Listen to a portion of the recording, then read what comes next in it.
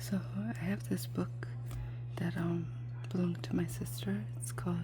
It just says The Tainos by Irving Rose.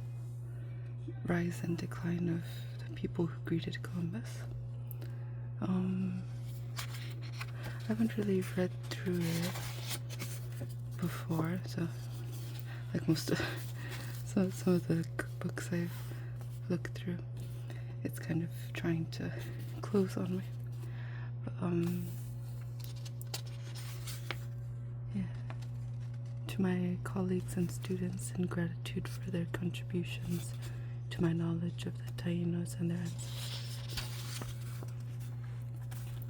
The natural setting, these are the contents. So, the natural setting, the Tainos, neighboring ethnic groups, conclusions, and the ancestors of the Tainos, cultural ancestry, linguistic ancestry, biological ancestry, conclusions, peopling of the West Indies, the Casimiroid peoples, 4000 to 400 BC, the Ortoroid peoples, 2000 to 400 BC, the Ortoroid Casimiroid frontier, and the first repeopling, the Saladoid peoples, 2000 BC to 600 AD, the Saladoid Casimiroid frontier, 200 BC to 600 AD, the Western Ostionoid peoples, 600 to 500. Conclusions.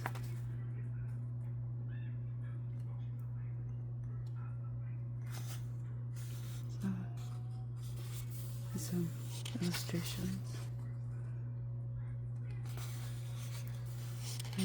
Preface. I guess I'll just read that with my bookmark, because it's hard to focus. So, this book commemorates the quincentenary of Columbus's arrival in the Americas, but it does not celebrate his achievements. Instead, it focuses on the principal ethnic groups he encountered on his voyages through the West Indies, the Tainos. Who were the Tainos? Whence came their ancestors? How did they evolve and become dominant in the West Indies? Why did they decline and disappear under European rule? What innovations did they contribute to the rest of the world? The book attempts to answer these questions. I don't think they disappeared per se. And I don't know if they disappeared. It is addressed not only to my colleagues in academia, but also to the interested public. I have attempted to make the writing more accessible to the latter by using the more familiar names for peoples and cultures, locations, and periods, unless they are wrong or misleading, and by limiting myself to more reasonable hypotheses. In addition, I have cited secondary references to the early literature. They are more readily available to non-academic readers who seek further information. Technical terms are explained in a glossary. I want to see when this book was published before I keep reading. 1992. Yes, there's a thing about. Yeah, it was from the 90s. This book's from the 90s. In each chapter, I begin with a statement of the problems considered therein and an explanation of how this chapter is organized. After inferring the solutions to the problems from the pertinent lines of evidence, I summarize the results of the research and discuss its implications. General readers can skip the technical analysis of evidence without losing the train of my argument. The methods used have been considered at length in previous books: Introduction to Prehistory, a systematic approach, and Migrations in Prehistory, inferring population movement from cultural remains. Here I focus on results. Chapter 2 is adapted from a paper contributed to the proceedings of the 13th International Congress for Caribbean Archaeology, held in Willemstad, Curaçao, on July 24th to the 29th, 1989. Chapter 4 is drawn from the Tainos chapter in my last book, Migrations and Prehistory, and from an article published in a symposium volume sponsored by Centro de Investigaciones Indígenas de Puerto Rico, Early Ceramic Population Lifeways and Adaptive Strategies in the Caribbean, edited by Peter E. Siegel. Chapter 6 has benefited from my collaboration with Jose Juan Aram on a brief discussion of its subject for the National Gallery of Art in circa 1492, Art in the Age of Exploration, edited by J. A. Levinson. Sorry, I'm just trying to find a way to hold my book so it's comfortable.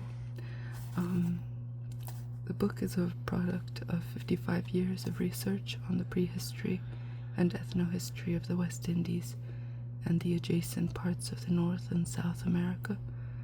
I was introduced to these subjects in mid-1930s by Cornelius Osgood, my mentor at the Yale Graduate School, and was fortunate to be able to produce them under the auspices of the Caribbean Anthropological Program, which he founded at the Yale Peabody Museum.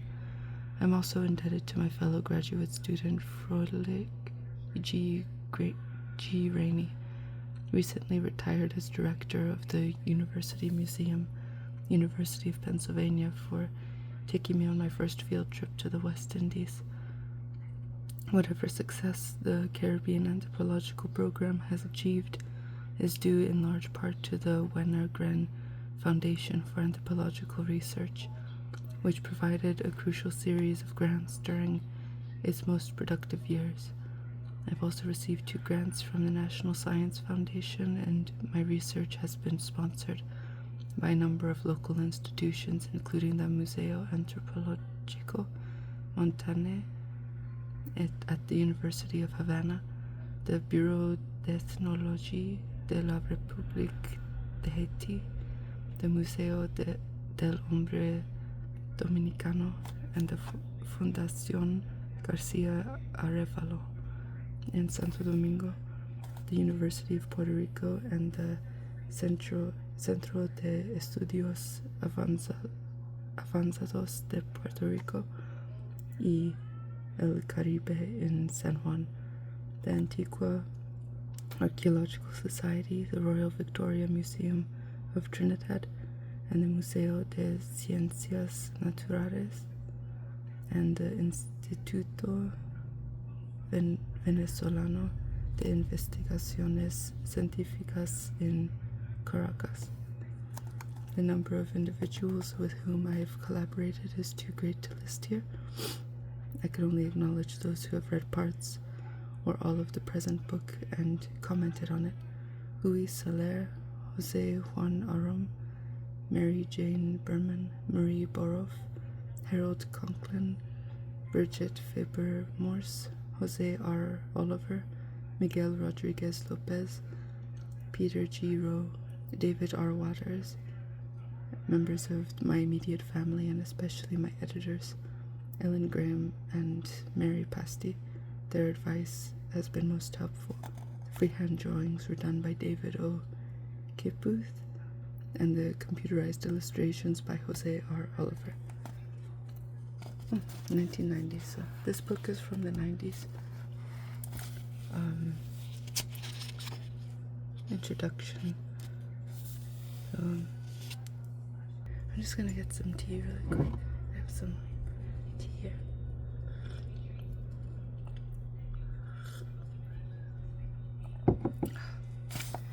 Trying to be able to sit comfortably. Hold on. Okay, I think this is better. So, Columbus called the inhabitants of the Western Hemisphere Indians because he mistakenly thought he had reached the islands on the eastern side of the Indian Ocean.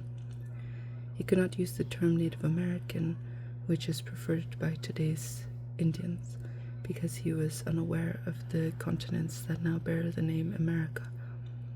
The so-called Indians were divided into innumerable small ethnic groups, each with its own combination of linguistic, cultural, and biological traits. This book focuses upon one such group, the Tainos, who greeted Columbus when he first landed in the West Indies. Their habitat and their characteristics are discussed here, and they are differentiated from their neighbors. The natural setting. The islands of the West Indies form the letter Y, its tail stretching from Trinidad and Tobago on the mouth of the Orinoco River in South America, and its arms reaching the peninsulas of the Yucatan in Middle America and Florida in North America. The islands of the West Indies. No, hold on. I'm so sorry. The islands are bordered on the east and northeast by the Atlantic Ocean, across which Columbus sailed, and on the northwest by the Gulf of Mexico. The Caribbean Sea separates them from the mainland of South and Middle America. The Caribbean is a large body of open water, 1,500 miles long and at least 350 miles wide. Traversing it was no problem for Columbus, but so far as is known, the natives lacked ships, sails, and the ability to navigate such long distances. Hence they are generally assumed to have traveled up and down the chain of islands, rather than across the Caribbean Sea. Again, this is from the 90s, so I'm not sure what more recent. I mean, that's a couple of decades old, this book. Hold on. Looks like there's a map here. I like looking at maps. So, there's I think that's the Y shape they're talking about. Caribbean Sea, Central America, Colombia, Suriname, French Guinea, Saint Martin, Saint Eustatius, Antigua, Guadeloupe, Martinique, Barbados, Puerto Rico, Dominican Republic, Cuba, and that would be Florida up here, and the Gulf of Mexico up there in the corner, Bahamian Archipelago.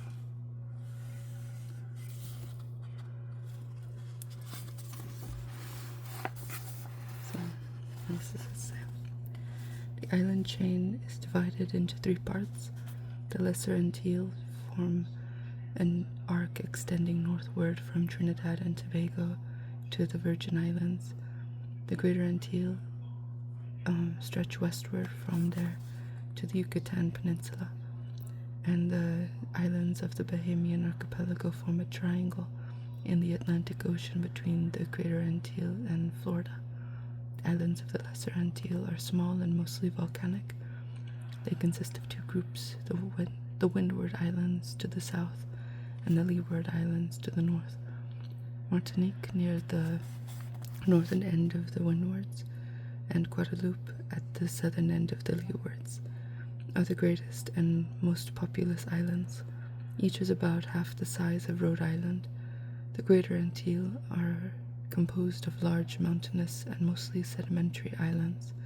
Cuba, to the west, is almost as big as Florida, and Hispaniola, in the center, is about the size of Maine. Puerto Rico to the east and Jamaica, offline to the south, are each slightly smaller than Connecticut. All 4 have fertile soil, capable of supporting dense populations. 2 groups of tiny coral islands make up the Bahamian Archipelago. The Bahamas lie north of Cuba, and the Turks and Caicos, north of Hispaniola. Both groups are rich in marine resources but lack good agricultural soil. At present, each individual island or group of islands forms a single political unit. Hispaniola, which is shared by the Dominican Republic and Haiti, is the principal exception. Hold on. Sorry, I thought someone was coming into the house. In prehistoric time, the individual islands were divided among many different polities. Natives from the mainland would have had to cross 1 or 4 water barriers to reach the West Indies.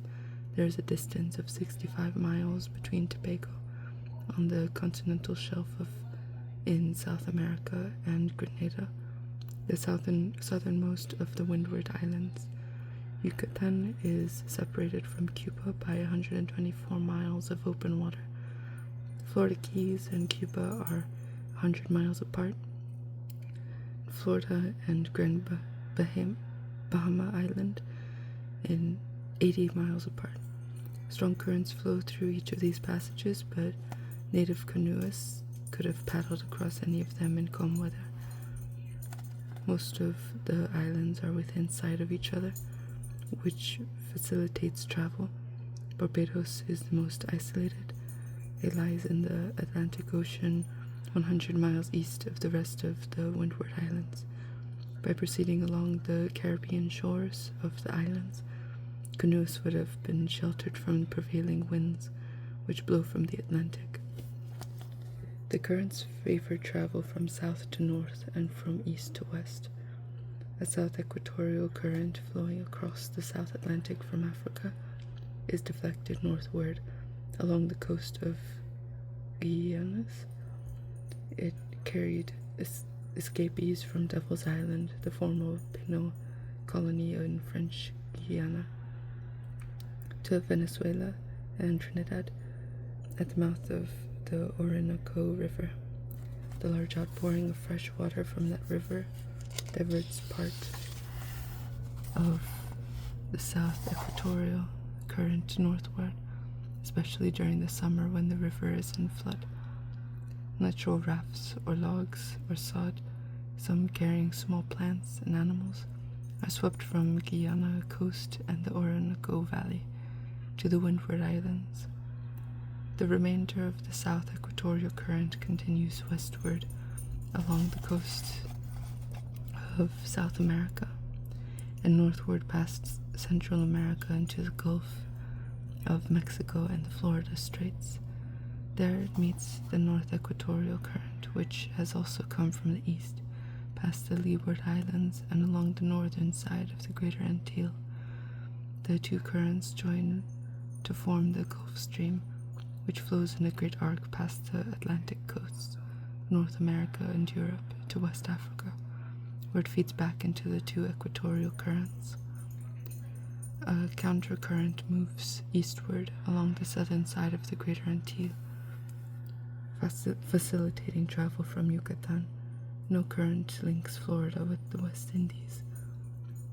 The winds reinforce the westward moving currents. Trade winds blow steadily from the northeast during most of the year. They bring heavy rainfall to the northern and eastern parts of the more mountainous islands. The southern and western parts are drier because the winds lose their moisture before reaching them. For example, the Sierra de Luquillo in the northeastern Puerto Rico is covered with a dense rainforest, whereas the southern coast is semi-arid. The low islands also have relatively little rainfall.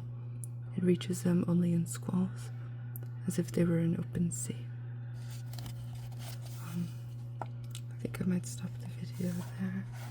Try to remember that's where I was. Just say that for now. It's video's almost 20 minutes long now.